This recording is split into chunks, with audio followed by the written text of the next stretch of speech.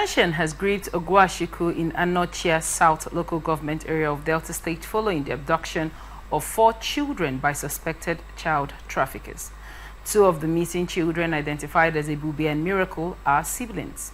The incident occurred on Sunday at Umuokwe quarters after 3 unidentified women believed to be behind the abduction fled their newly rented apartment. Community sources told ATN that the women had lured the children out on the pretext of buying them biscuits. Neighbors became worried when the children were not seen around the compound, and a visit to the women's room revealed it has now been completely vacated. Police spokesperson SP Bright Dafe confirmed the incident, disclosing that the suspects vanished just 3 days after moving into the neighborhood. He revealed that the landlady of the building has now been arrested for allegedly failing to carry out any background checks on the new tenants. They came and said they wanted to rent an apartment, and the landlady gave it to them without collecting any name, phone number, or signed agreement. Edafe said 3 days later they disappeared with 4 children. The landlady is now in custody as her actions are suspicious. The Delta State Police Command has launched an investigation as the search for the missing children intensifies. Another day, another trafficking, another stolen child. For this one, sadly, 4 children, and 2 of them being siblings. What are your thoughts on this report? Well, when you look at the story, you see that the same thing we had many years ago, many decades, many centuries ago, during the time of transatlantic slave trade, when people were kidnapped and sold into slavery. Is still what we are having today. Our people are kidnapping their own fellow blacks, selling them into slavery, and in our own time, people are buying children, people are childless couples, they are going for this kind of business, buying children. So it points to the fact that we don't have regard for our fellow human being. We don't have regard, we don't want to put ourselves in other people's shoes. What if this person is my child? What if I'm the parent, I'm the mother, or I'm the father of this child? How will I feel? Right. It's because of the attitude we have towards money nowadays. Everybody is into one illegal activity or the other to make money. So that's the fact. The government. Now, before we get to the government, you talked about seeing, couples, childless couples, or like we call them, trying to conceive families, now resort to buying children. Why is that? I mean, there are legal processes of adoption that people, can walk through. Why do you think they've now, instead of using the legal streams, have now subjected themselves to child buying? I think maybe that method is cheaper for them. And then maybe they are afraid of the implications in the future. If they go through legal processes, everything will be documented. And in future, the owner of the child may trace the child and reclaim the child or something is that something that has happened? Or the child may trace, when the child finds out in future, the child may be able to say, oh, this person is not my father, is not my mother. But are they supposed to keep it a secret, having adopted a child, as the child is growing up?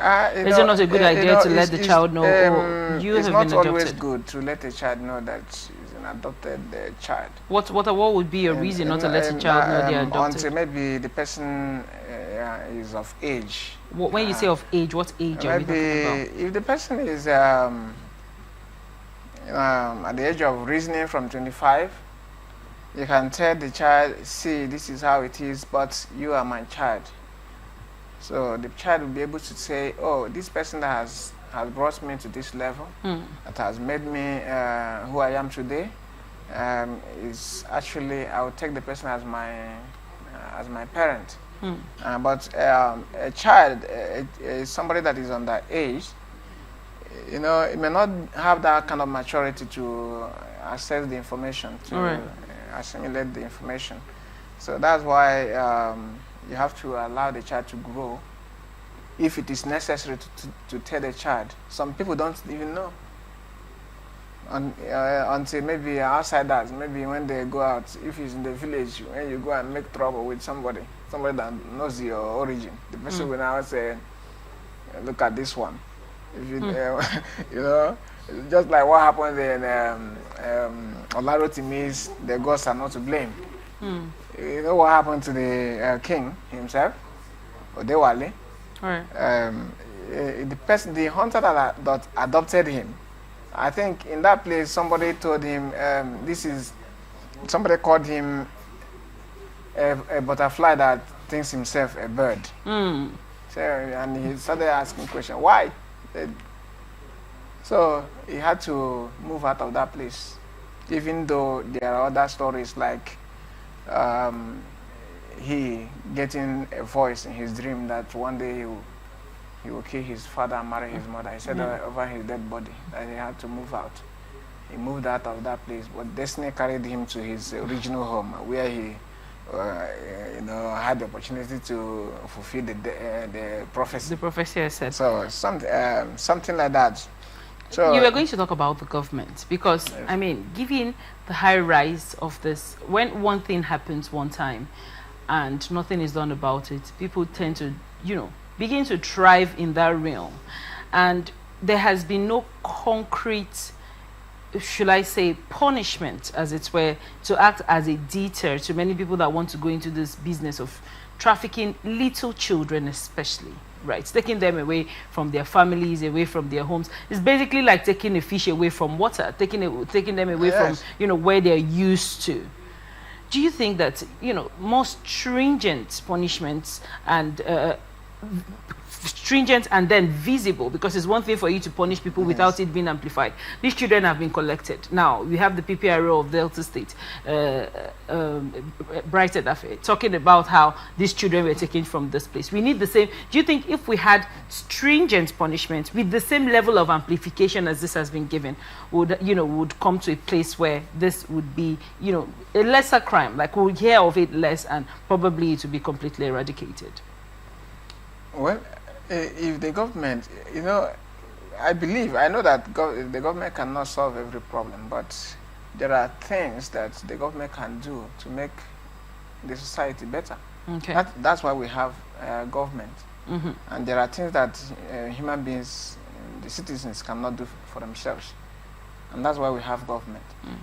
If the government says that this kind of thing will stop, it will stop. If the government rises up today and say enough to insecurity, there will not be insecurity. If they say enough to child trafficking, there will not be child trafficking. They have to make a policy and put up laws that can hold all these people accountable. If somebody sees that a fellow, maybe his counterparts in the business, is in prison or is going through one punishment or the other because the person was caught, the person will be deterred from doing that kind of business. So it's the government that can do that.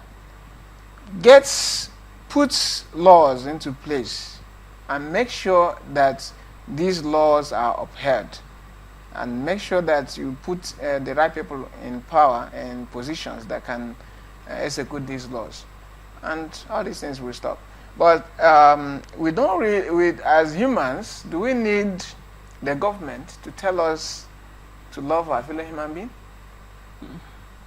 According to Denzel Washington, love cannot be legislated. You can't make laws telling people how to love their fellow human beings. It's something that comes to heart.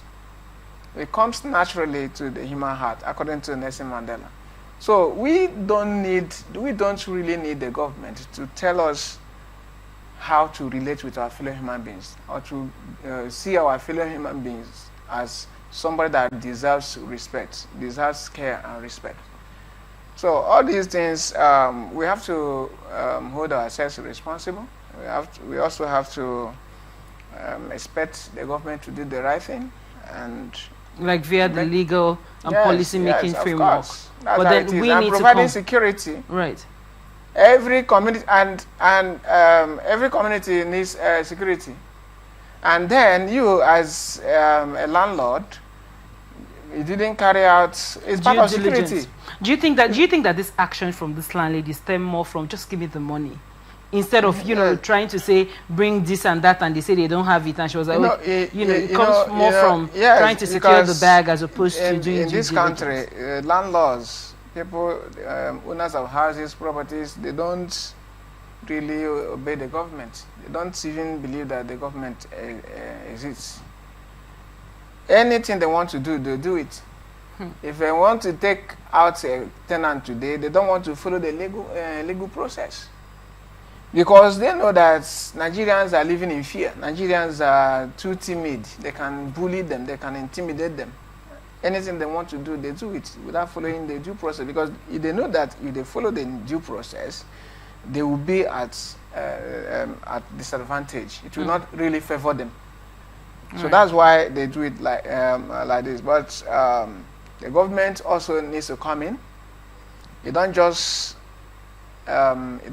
welcome anybody into your compound. You need to carry out enough background checks. If anybody stays in your house and commits a crime, you should be held responsible. Right. And you don't just, another thing to help the people, to help Nigerians, you don't just wake up in the morning and tell us that you have increased your house rent. If you want to pay, pay. If you don't want to pay, back out. That's what is happening in Nigeria. And anybody that has the money, many people that have the money, they have got the money maybe through illegal means. They come and pay and want to stay there and do what they want to do and go. Now, look at that money. They have paid the money and they have gone. Sadly so. Thank you so much for your insight on that report.